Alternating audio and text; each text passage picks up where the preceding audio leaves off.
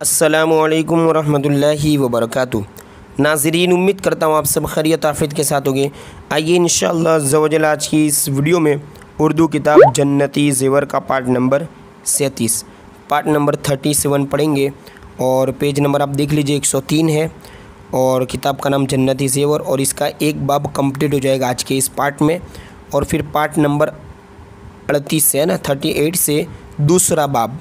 एक किताब के अंदर कई बाब होते हैं ना, जिसको आप यूँ कह सकते हैं लेक्चर या फिर लेसन्स। ठीक है, ये पूरा बाब है। इस बाब में अलग अलग टॉपिक पर बयानात होते हैं। तो इसमें हम 37 पार्ट में तो बहुत कुछ पढ़ चुके हैं ना।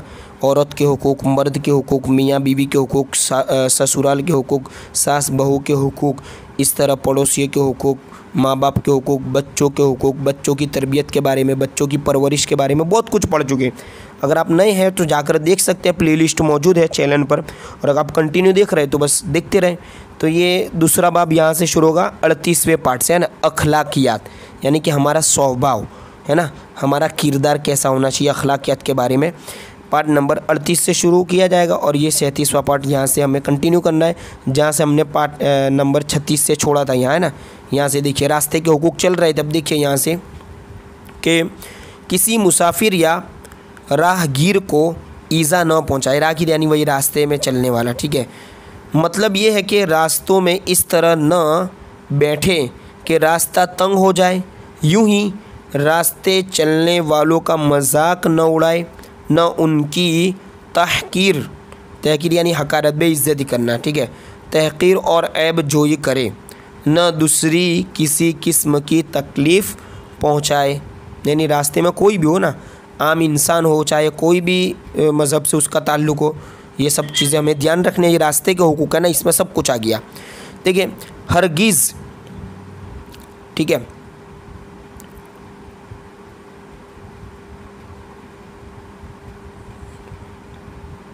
देखिए हर गुज़रने वाले के सलाम का जवाब देते रहें। हर गुज़रने वाले के सलाम का जवाब देते रहें। अब जाहिर सी बात है, मोमिन होगा उसका आप सलाम कीजिए, सलाम में पहल करें। अगर वो सलाम कराए तो जवाब दीजिए। रास्ते चलने वालों को अच्छी बातें बताते रहिए। खिलाफ शरीयत यानी शरीयत के ख़िलाफ़ और बुरी बातों से लोगों को मना करते रहें, रोकते रहें। अब आइए आगे। हुकूक को अदा करो या माफ़ करा लो। अगर किसी का तुम्हारे ऊपर कोई हक़ था और तुम उसको किसी वजह से अदा नहीं कर सके, तो अगर वो हक़ अदा करने के काबिल कोई चीज़ हो, मसलन किसी का तुम्हारे ऊपर, है ना, कर्ज़ रह गया था, यानी जो पैसे बाकी लेते हैं ना उधार, वो रह गया था, उसको अदा करने की 3 सूरतें। या तो खुद हक़ वाले को उसका, है ना, हक़ दे दो, यानी जो लिया था वो दे दो। अच्छा, यानी जिससे कर्ज़ लिया था उसी को कर्ज़ अदा कर दो। इससे कर्ज़ माफ़ करा लो, है ना, यानी भाई अब मैंने दे दिया, माफ़ करा दो। ठीक है, और अगर वो शख्स मर गया जिससे कर्ज़ लिया था, वो मर गया हो, तो उसके वारिसों, है ना, जो उसके मैयत के घर वाले होते हैं, है ना, वारिसों को उसका हक़ यानी कर्ज़ अदा कर दो। ये भी हक़ है। और अगर वो हक़ अदा करने की चीज़ न हो बल्कि माफ़ कराने के काबिल हो, जैसे मसलन आगे बता रहे हैं ना, मसलन यानी यही मिसाल के तौर पर, मसलन किसी की गिबत की हो या किसी पर तोहमत यानी झूठा इल्ज़ाम लगाया हो, तो ज़रूरी है कि उस शख्स से उसको माफ़ करा लो और माफ़ी मांगते ही रहना चाहिए। चाहे शब बारात, शब महराज का मौका तो आता ही है। इन बड़ी रातों में तो लोगों का एक ये ट्रेंड चलता है माफ़ी मांगने का, लेकिन हर वक्त जब जब मुलाकात होती रहे माफ़ी मांगते रहना चाहिए ना, कि भाई अगर भूले चाले में कुछ भूल चाल में, है ना, बोल चाल में कोई भूल ख़ता हो गई हो, उसे माफ़ करा लेनी चाहिए। मौत का ठिकाना नहीं है। देख आगे। और अगर किसी वजह से हक़दारों से न उनके हुकूक को माफ़ करा सका, है ना, न अदा करा सका, मसलन साहिबान हक़ यानी जो हक़ वाले थे, जिनके राइट्स बाकी थे पूरे करने के, मर चुके हो, तो उन लोगों के लिए हमेशा बख्शिश की दुआ करता रहे और अल्लाह ताला से तौबा व इस्तिग़फ़ार करता रहे। तो उम्मीद है कि क़यामत के दिन अल्लाह ताला साहिबान हक़ यानी जो हक़ वाले थे उनको बहुत ज़्यादा अजर व सवाब देकर इस बात के लिए राज़ी कर देगा कि वो अपने हुकूक को माफ़ कर दें।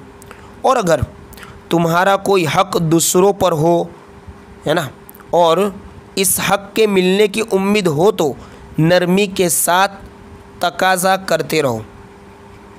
और अगर वो शख्स मर गया हो तो बेहतर यही है कि तुम अपने हक़ को माफ़ कर दो। भाई मैंने माफ़ किया, जिसका भी मेरे ऊपर कोई ज़िम्मा था माफ़ करिए, खुद से माफ़ कर देना ना। इंशाअल्लाह ताला क़यामत के दिन उसके बदले में बहुत बड़ा और बहुत ज़्यादा अजर व सवाब मिलेगा। वल्लाहु ताला अलम, और अल्लाह बेहतर जानता है। देखिए, आम तौर पर लोग बंदों के हुकूक अदा करने की कोई अहमियत नहीं समझते, हल्के में लेते हैं। हालांकि बंदों के हुकूक का मामला बहुत ही अहम, निहायत ही संगीन और बेहद खौफनाक है। यानी सीरियसली मामला है, सीरियसली मैटर, कोई हल्की चीज़ नहीं है ये, बल्कि एक हैसियत से, एक तरह से देखा जाए तो हुकूकुल्लाह, अल्लाह के हुकूक से ज़्यादा हुकूकुल इबाद यानी बंदों के हुकूक सख्त है, यानी ज़्यादा इम्पोर्टेंट है।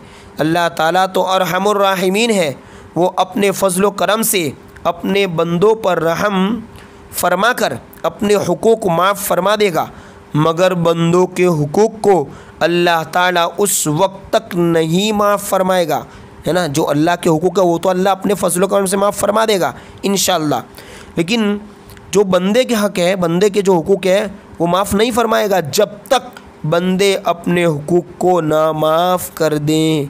लिहाजा बंदों के हुकूक को अदा करना या माफ़ कर लेना बेहद ज़रूरी है, वरना क़यामत में बड़ी मुश्किलों का सामना होगा, पकड़ होगी ना।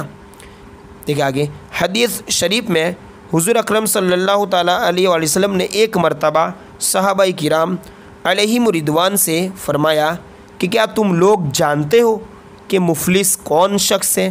मुफलिस बेचारा, लाचार, है ना, मुफलिस कौन शख्स है, परेशान शख्स।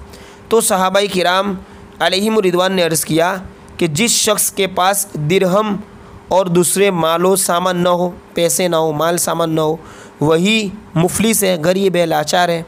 तो हुज़ूर सय्यद आलम सल्लल्लाहु अलैहि वसल्लम ने फरमाया कि मेरी उम्मत में आला दर्जे का यानी बहुत बड़ा मुफलिस वो शख्स है कि वो क़यामत के दिन नमाज, रोज़ा और ज़कात की नेकियों को लेकर ना, नेकियों को लेकर मैदान हश्र में आएगा, मगर उसका हाल ये होगा कि उसने दुनिया में किसी को गाली दी होगी, किसी पर तोहमत लगाई होगी, है ना, किसी का माल खा लिया होगा, किसी का खून बहाया होगा, किसी को मारा होगा। तो ये सब हुकूक वाले अपने अपने हुकूक को तलब करेंगे कि लाओ मेरा हक़ दो, तुमने दुनिया में मेरे साथ ये अंजाम किया, ऐसा सुलूक किया, इस तरह वो डिमांड करेंगे। तो अल्लाह ताला उसकी नेकियां, वो शख्स की है ना, नेकियों से तमाम हुकूक वालों को उनके हुकूक के बराबर नेकियां दिलाएगा। यानी यूँ कह लीजिए कि जो उसने नेकियां की थी वो नेकियां उनके अकाउंट, उनके नाम अमल में ट्रांसफ़र कर दी जाएगी।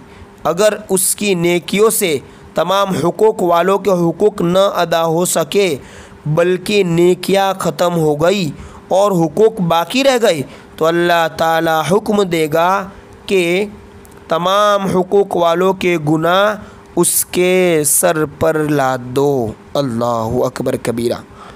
नेकियों से उनके हक़ को पूरा किया जाएगा।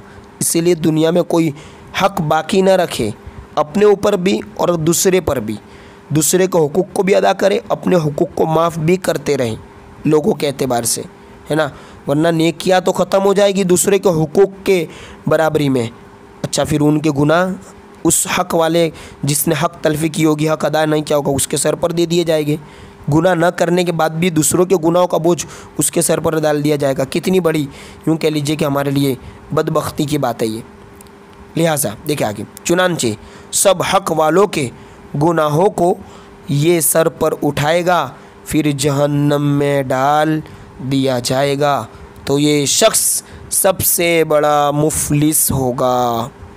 इसलिए इंतहाई ज़रूरी है कि या तो हुकूक को अदा कर दो या माफ़ करा लो, वरना क़यामत के दिन हुकूक वाले तुम्हारी सब नेकियों को छीन लेंगे और उनके गुनाहों का बोझ तुम अपने सर पर लेकर जहन्नम में जाओगे। खुदा के लिए सोचो कि तुम्हारी बेकसी व बेबसी और मुफलिसी का क़यामत में क्या हाल होगा, सबके सामने, है ना।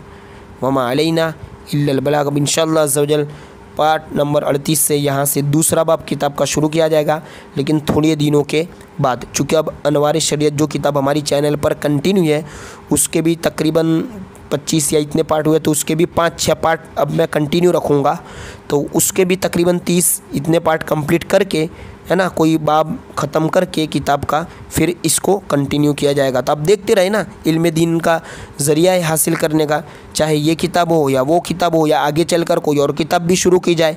जाहिर सी बात है उर्दू सीखने वाला या इल्म दीन सीखने वाले के लिए ये ज़रूरी नहीं है कि कौन सी किताब है, क्योंकि इस पे व्यूज़ आ जाते हैं जन्नती ज़ेवर पे, लेकिन अनवार शरीयत को ज़्यादातर लोग नहीं देखते, हालांकि ये जितनी इम्पोर्टेंट है उतनी इम्पोर्टेंट वो भी है। तो अनवार शरीयत की किताब भी देखिए, उर्दू अल्फाज़ की वीडियोस को भी देखते रहें, इस तरह पहले की जो पुरानी वीडियोस हैं उनको भी देखते रहे, तो इंशाअल्लाह अज़्ज़ा वजल आपके इल्म में काफ़ी इजाफ़ा होगा।